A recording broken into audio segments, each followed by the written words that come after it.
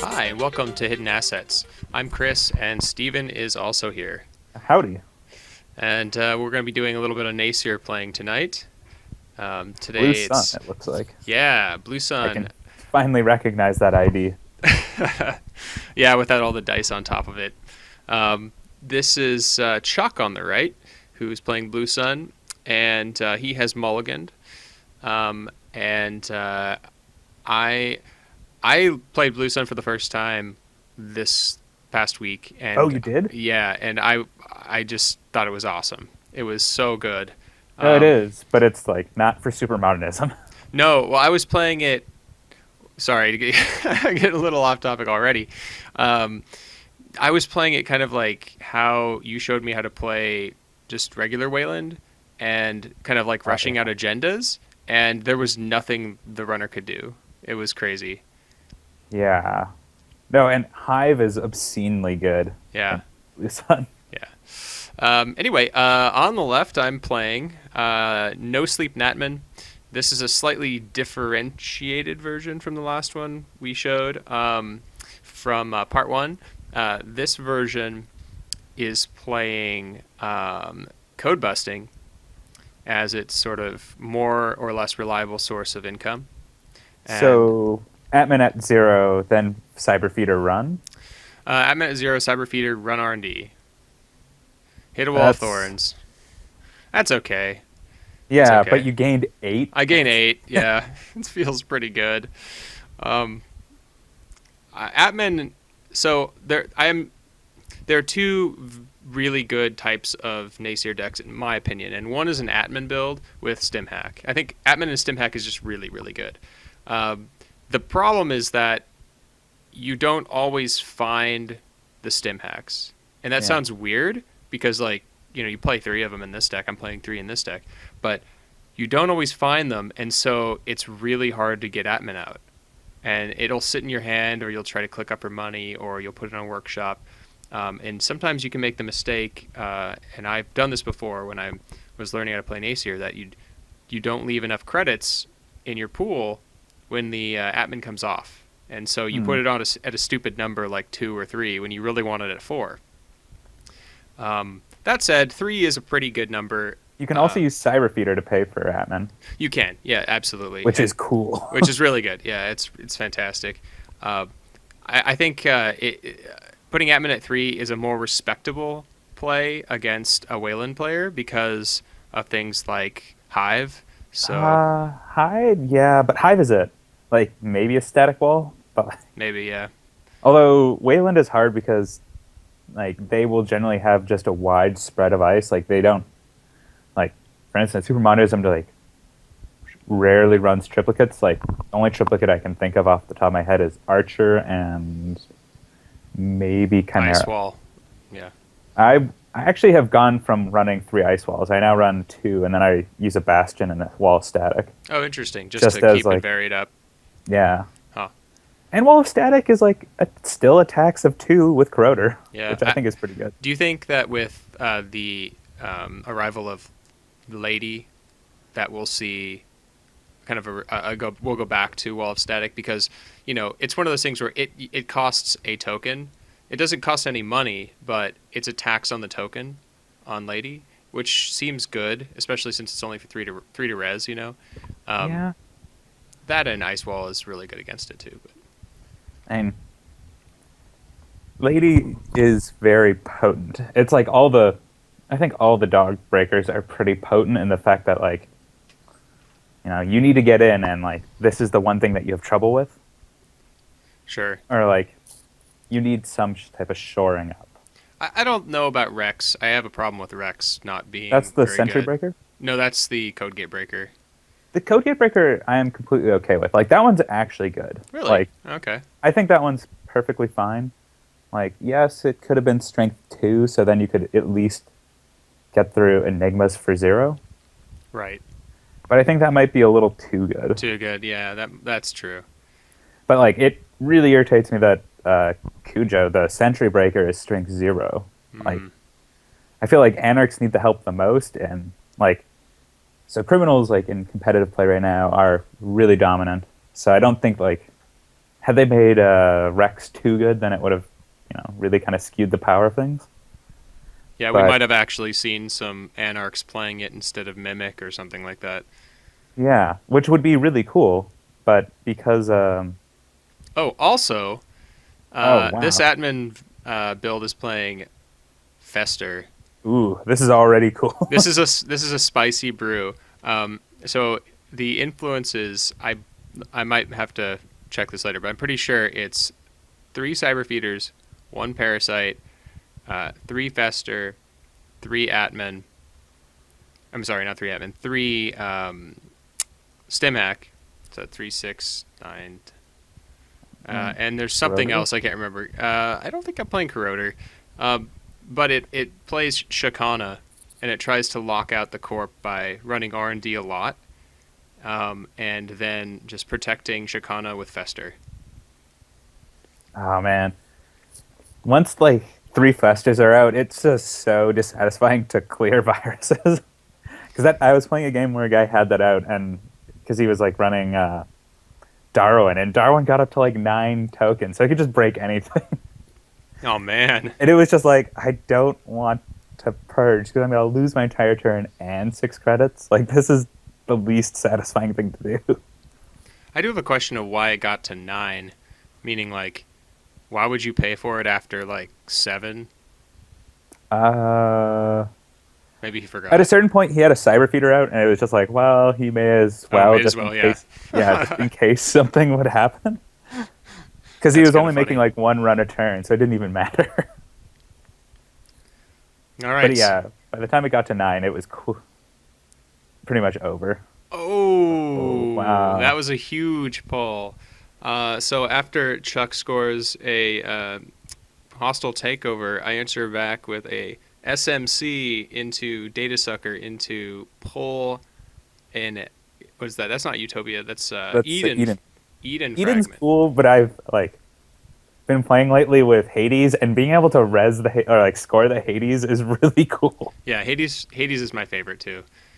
Just because it You're keeps like, you from oh, losing. It keeps you from losing if you think or about that it it's that just way. like that hidden card that was ice that I discarded. You don't know what it was. Now it's under the bottom. Or like just like, oh, I'll just ship back these hedge funds. I'll get them eventually. Yeah, yeah. Or if you can Jackson and shuffle your deck. Oh, that's even better. Yeah, better chance to get Or him back. yeah, and if you're playing a daily news show, like you're Daily business show. cycling through your deck pretty fast, or at least you might be able to cycle pretty fast. Right. I really like Daily Business Show. I've been toying with it in a Jinteki deck, and I like it better in HB, but I think it's just a fantastic card. It really works well when you have like an Adonis and an Eve out or something like because you're getting money anyway to res the things. Oh, is that is an That Elizabeth Mill? that is Elizabeth Mills. Yeah, I was like, oh, interesting. That is Dealing. that is Chuck's metagame call against noise. So you can blow up Wild Side with that. Oh, and he gets rid of his bad pub, which is like bad pub Yep, is pretty bad for Blue Sun. that's right. Yep. I think it's a fantastic conclusion. Just as a one of is usually uh, all people You can also do. bounce it back to hand to like Yep. do some Reuse it, really get some more. No, you could take away all your bad pub. yeah, no, that's Yeah, it's pretty pretty cool. cool. Yeah, it's a And great card. and I this Blue Sun game has been interesting so far, except like Blue Sun's ability has just been killing his tempo. He has only 3 pieces of ice, and you have like a good to go rig. Yeah. So I was saying that there are two types of Nasir decks that kind of I find are the strongest at the moment. One of them is the Atman. The other one is a kind of flexible breaker, kind of almost professor type Not deck. the ice destruction one. I think the Ice Destruction one is a different one, but it doesn't actually play a rig. It's not really a rig. Yeah.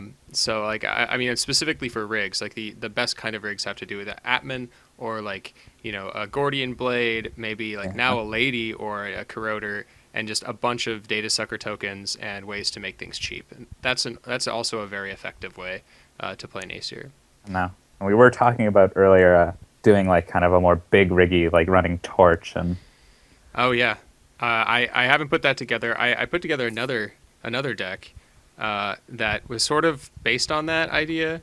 I was just thinking, like, what if you could just make the most efficient like single rig possible, but still be like very aggressive. So I'm trying to. Mm. I really like to be aggressive with Nasir. I try to play him like a criminal a bit, running a lot, but Yeah. you know, there's always that trade-off where you run. You know, you try to you. Okay, Chuck's gonna oversight AI that curtain wall. That makes me sad. That's like 14 credits he's going to have next turn. Oh man, this is like when you just wish you were like Leela and you like or any criminal and you're like, yes, Yep. emergency shutdown. Yep. Like faint inside job. I may have an answer to that though. Huh. I do find that like since Blue Sun is losing tempo by like returning ice all the time, inside job gets a lot better against Blue Sun. Yeah, yeah, yeah. I wish it didn't cost 3. I would totally play it in an Acer deck, like as a one-off. Oh yeah, 3 influence. Yeah, it's 3's hard to splash for. I've been experimenting with like including a single inside job in random decks, like especially in Anarch decks, because people don't expect that, and they're like, "Oh, I've got one ice." Like, if it's a Chimera, like I am safe. Right, right, right. Okay, so here's what happened. We've got we got a workshop. I found my workshop, and I put down Lady on top of workshop. Huh. So now I've got a total of there's 4 tokens on it. There's 5, 6, 7, 8. I have $8, eight credits, and I have 2 more clicks. So I'm doing the math, seeing if I can actually bust that curtain wall in one turn, so that Chuck doesn't Yeah, get it's his strength money. 3. So if you take 2 credits, I think you can. Yeah. Yeah. With the Cyberfeeder. Wow, I can that just is do gross. it. Yes, it's awesome. Okay, so what I decide to do is the best thing ways to get money with Nasir is just simply to run. Oh, but he knows that, and he didn't res ice. He didn't res Oh ice. wow, Shinobi. That's Shinobi. scary. Yeah, that is pretty scary. Everything in Chuck's deck is scary. This is all a scary, scary Blue Sun deck. I hope he's playing like a single flare. I love flare. It is my favorite card to use in a Blue Sun deck. He might be. We'll take a look afterwards. But so he didn't res, but I got another data sucker token, so that means it's effectively an extra dollar off. Let's see what I've got. 5, 6, 7, 8. I can 9, 10, 11. Yeah, you are so close. But this is the last click now. Last click. Yep. Okay.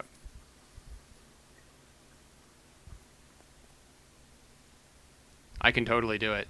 Okay, so 4 off. I do the math. I was totally like, yes. All right. So it's 4 to take it off. Yeah. Right. That leaves me with 4 credits. 4 plus 2, 6, 8. So minus, let's see, 1, 2, 3, 4. Gets That it to makes it strength to 7.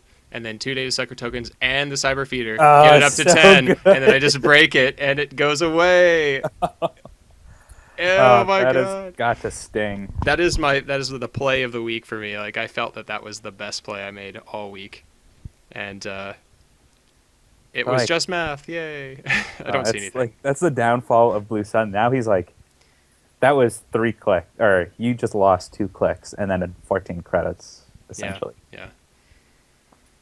I mean, I lost money too. But now he has to spend time to like ice up R&D, and he has 4 credits. It looks like. Right. Or no, he has 8. I can't tell if that's a 5 or not. 5, 6, 7, 8.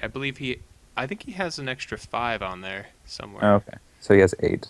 Yeah. Oh man.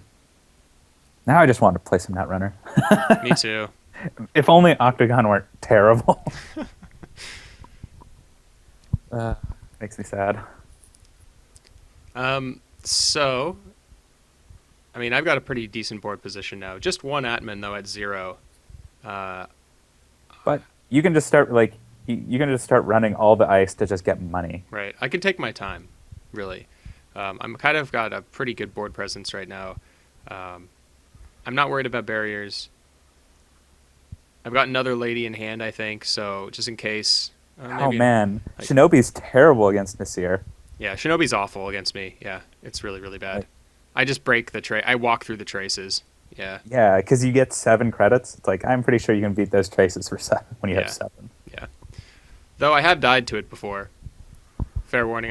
It isn't I have it caught isn't people with it. yeah, it isn't a sure thing. I mean, getting No. 7 credits when the corp has like 35, you're still gonna die. You know. Yeah. So having the Atman at 4 and the one data sucker is pretty good. I've gone through a lot of my deck lately. So this deck has 3 diesels. That's pretty standard for a shaper. I've since gone away from diesel and been playing just pro contacts in its place. Um, Ooh, pro contacts. I know it's expensive, but um, I think that pro contacts plus astrolabe draws you enough cards to sort of mitigate any Right, and you're other running kind of Astrolabe now. yeah. I think it does do its job. Um, It's a good card. it is a good card. I think it's the second best console at the moment. I think it's just shy of being as good as Desperado because it's dependent on the corp. So how would you rank the consoles right now, like the played ones? So it's like Desperado, Desperado, Astrolabe, Astrolabe. Grimoire. Let's see. Uh, it's a Grimoire. What else is played? Akamatsu I like Moonship is probably number Doppelganger, 3. but like Doppelganger falls into that like kind of janky thing. Yeah, yeah. Do you I, have MU for that? Oh yeah, you do. Yeah. It's just not- yeah. All right, I'm going to get something. I gained 7. Oh God. So gross. I'll just break it with this Deus Ex, no problem. I was really worried here. I was like, oh God, I'm not gonna have enough money. And I was like, oh wait, I have Deus Ex in here. It's in AP. I'll just break it. So the easiest way to remember if something is AP and you can break it with Deus Ex is if it does net damage. If it does net Yeah. damage, it's Or AP. brain damage, like Or brain damage, yeah. If it yeah, does any any kind type of of damage, damage. yeah. AP. It took me forever to figure out. AP stands for anti-personnel. Anti-personnel, yeah, that's right. Yeah, that's right. It's like, Oh, and that's rough. the lucky pull of the Atlas. That was the only agenda in his hand. I got so lucky right there. Um, It just sucks to lose like that one agenda. Like so, like he has 20% chance of picking it. What are the odds? yeah, I mean, 1 in 5. But true, fair enough. Um, man, so I've been so playing with The World Is Yours and like in a weird kind of brew thing, and it's really cool having 6 cards because like reducing the runner's odds to like pulling a card to 1 in 6 is a lot better. and you're playing a lot of one-offs in that deck, am I right? Yeah, there's the only duplicates now are there's 2 Tollbooths and 2 Data Sans. Ravens, What and then about some Sans econ. Sans? Yeah, and 2 Sansens. Yeah. So just the cards that help you win the game, pretty much, but the rest of them are kind of free floating. Yeah. I like that idea. Wait, trading consistency for power. A little bit, yeah. But also variety. Like the runner has to. I mean, imagine you're taking this tech to a tournament, right? The runner's going to say like, "Oh, you've probably got X number of those cards, X number of those cards." As soon as they see Yeah. one of your influence, but if you Yeah, and spread it out, it's much more yeah, difficult for them to decide what to especially do. when they like see the Sansen, they're like, okay, I know what's going on. And you're Right. like, oh wait, I got all these tagging mechanics and a single psychographics. That just seems mean. Like, what do you do? Like, oh well, maybe he's got the psychographics. You don't even know if he's playing psychographics. No one really does that in The World Is Yours. So, um, I don't know. That's pretty cool. It is really fun because it keeps the runner really off balance when people are used to like, all right, I am going to see 3 of this, 3 of that. Like Yeah. they see a single quandary, so they're like, okay, you're playing 3 quandaries, and it's like, nope, like 1 quandary, 1 enigma. So, how do you feel about Magnum Opus versus Armitage Codebusting in Nasir? I think Armitage is better just because odds are like getting to that 5. Like if you can't play it turn 1, it then gets relegated to the personal workshop, and then you're just like losing Right. time. Right. But you Like, don't necessarily care if it's on Personal Workshop. I think it's because it's so MU intensive. Sometimes it's okay. Um, but it's getting to that 5. Like a lot of Nasir decks, like it's hard to run, like sure gamble. Like it's hard to get yeah, to yeah, 5. that's true. That's very true. Like at least with Armitage, you can like click for credit, install, then click up to 4. Like Right, right. not the best turn, but like you're ready to go next turn. I do like Armitage. It's if you're playing a low money or kind of broke style, I mean, I would go with that instead of Opus. what might be worthwhile is running 2 Armitages and 2 Magnum Opus. Or Opuses? Op- Opus is it? Opuses is. Is it one of those weird words that is plural? Yeah, I Plural think it actually of is opus. Opie. I don't know. Who knows? Tell me, Google. Google's good. The most common plural of opus in English is opuses. Thank Opuses. you, Yeah. Google. Yeah. You're welcome, Steven. Imagine that's us. Magnum opuses. So I don't know if Fester's actually done any work here yet because he hasn't purged. Usually people don't purge 2 data suckers. Um, I've done it. Like, yeah, I mean, you to lock people out, sure, right? I mean, yeah. And like, now is not a. Wait, what happened to your personal workshop? Oh, he blew it up so with. he blew it up with Yeah. yeah. That's pretty good. Yeah, it's good play.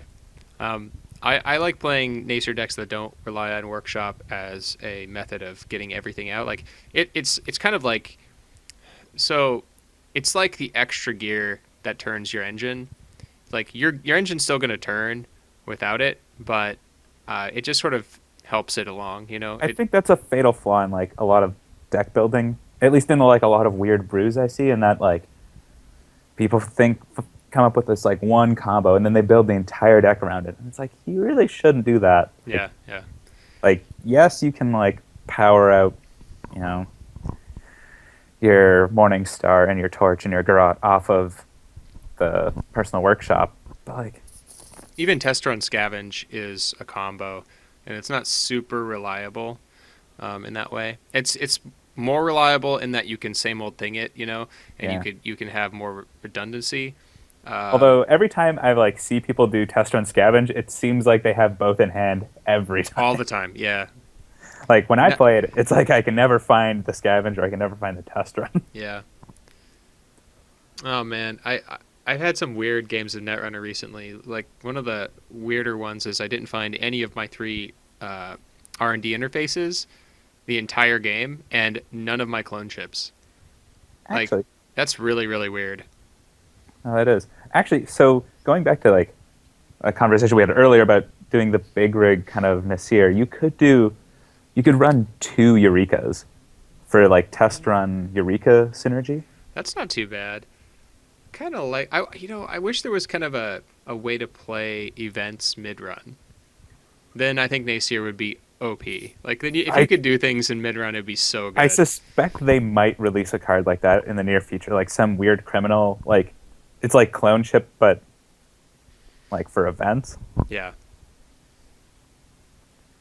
Although thematically, it doesn't make sense. Right. Right. Like, maybe that won't happen. Maybe that's just a dream. Yeah, it would kind of break the game in a way. It would have to be extremely restrictive. Well, it'd have to like. Because what are It you would gonna do? have You're gonna like some weird- you're gonna inside job middle of the run. You can't do that, right? Yeah. Yeah, you can't do that. I don't think it's possible. Actually, no, they could do it if it was a priority card. Like, Oh, no, maybe like If you- where you can only play priorities, and nah. now we're getting into an awkward like. All right. Back to the game. So last couple of turns were pretty standard for me. Like just clicked for money on Codebusting and put down another Codebusting.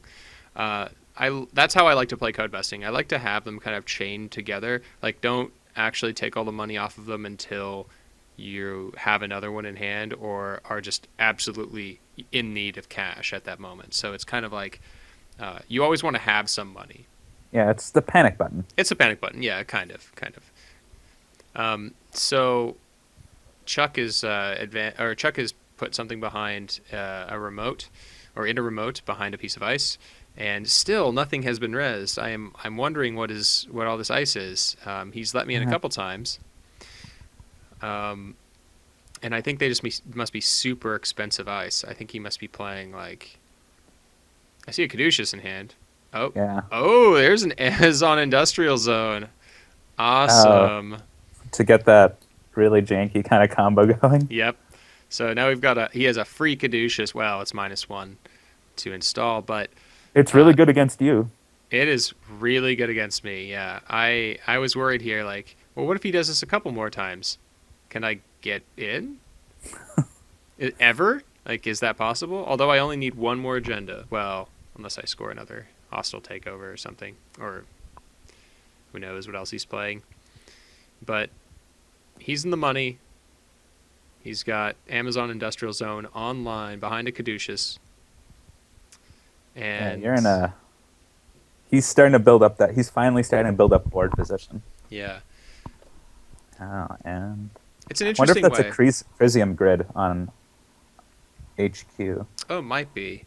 I was going to say this is an interesting way to play Blue Sun because a lot of Blue Sun I've seen either there's two sort of methodologies, right? Like probably more than two. One Too is big. two big ones, yeah. One you kind of let the runner in and punitive them, or the other one is you play Scorch but you try to score out, which I think Yeah. is the better play. I think Blue Sun wants to play kind of slowly and advance. See, that's why I play with both. You just don't have to worry about it. Like you Yeah. don't know what mode you're playing. Yeah, exactly. Um, Like also a three good, fives and punitives. also a good play. Um, I have got two cyber feeders out, which I love. Okay. I've been very hard on Cyberfeeder in the past. Maybe not in these videos, but to its face. And I feel that like it doesn't get enough love. It's one of the most efficient. I mean, just having a credit for anything that you can, for any icebreaker, but also being able to use Atman to put power counters on Atman when it comes out and play. That's so strong.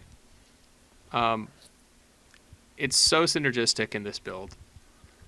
Um, I just want to get Shakana out because, Yep. You want uh, to start doing it? yeah, man. I mean, getting Shakana out and starting to lock down R&D and starting to lock down their hand, because like that's what it does. It locks down their hand. They can't fast advance. It's fantastic against HB. It's also really, really strong against NBN, but It's pretty like it's inconvenient against Blue Sun or like glacial decks like Blue Sun, right. but it's not like It's not game winning against Blue Sun. It's not something you really look to do.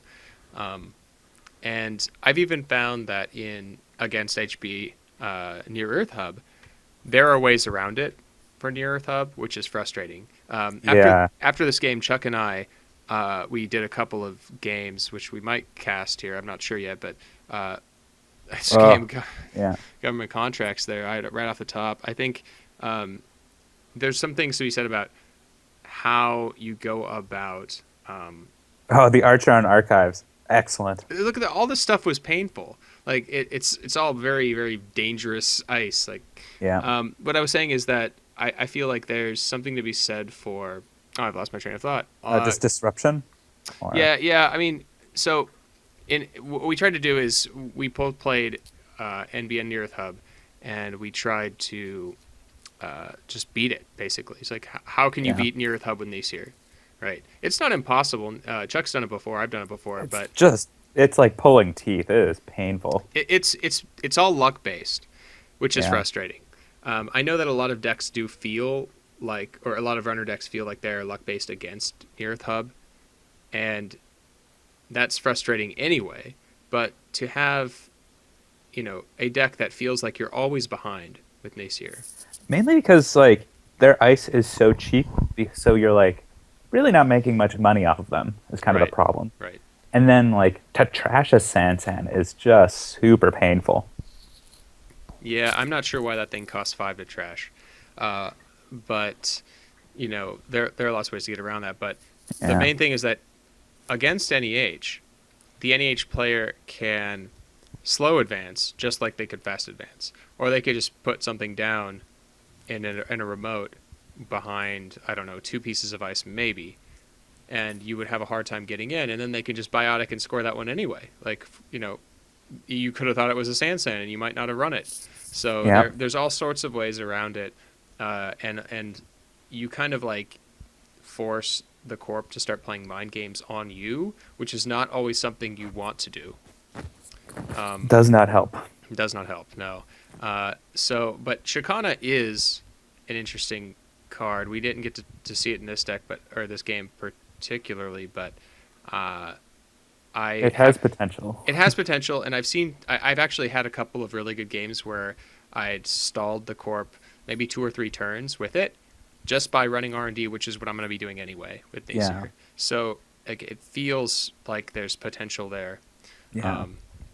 And so here we're just taking a look at some of the deck's influence here, if you're interested out there. I did include an Akamatsu mem chip. This is a kind of derivative from Contrast build, which we cast last time. And it's a little more of a fun build because it has festers, right? And they're not super competitive right now. And everyone's like, yeah, that card doesn't do anything. It doesn't Fester's gonna be. always. Oh man, once Incubator is gonna make Fester a thing. I think it will. Yeah, Incubator's so good. What is going to happen to the world after this? And like the stall virus deck where you just like build up counters and then like make a just power run on R&D. Yeah. So here you go. Here's my influence. 2 Parasites, 2 Stimhacks, 3 Data Suckers, 3 Cyberfeeders, and 3 Festers. And, Pretty good. I think it's a pretty solid influence build. I could see taking out 1 Parasite for maybe legwork or something else. Like, it just seems flexible in a lot of ways that Nasir builds don't. Because of that, you could take the Festers out and put whatever else. Imp is a good one. You could put Imp in. Usually that's inclusion, but I recommend trying out the Shikana build. It's pretty fun. Cutting a Parasite and then running not Hemorrhage, but what's it called? Nerve Agent might be pretty Nerve good. Agent. Yeah. I tried out Nerve Agent this past week. It was okay. Like, the problem is always that they see it coming, right? And Nasir is slow already. So Yeah. you put it on a workshop, and they're like, okay, I'll put some ice on HQ. You're like, God damn it. Like, don't do that. Just pretend that's not here. It doesn't really work that way. So, they definitely have the upper hand when they see it coming, but I prefer legwork. No, the surprise value is worth it. Yeah. I mean, they expect you to dig R&D. They can't stop that. Like, you're going to go R&D or Shaper, right? They can only prevent you anyway, normally. It's kind of like with HQ and Criminals, except they have a way to get into HQ through archives. Like, we don't, as a Shaper, have any way to get into R&D other than R&D, right? So it's kind of expected. Yeah. Anyway, that's the game. Thanks for watching, guys. Right. If you have any comments about the deck and why I included certain cards or why I played poorly in certain areas, please feel free to send me a message, and we'll do our best. Hopefully we'll bring you some new Nasir builds here in the next couple of days. I have another version of a No Sleep Natman build. This is just a kind of variant of that that was a little bit more closer to Contrast's build. This is sort of a off tick, a little bit farther than he took it. But that one also played really well for me. So I've had some good luck with it, and hope you do too. So we'll see you next time. Yeah. Have a good one.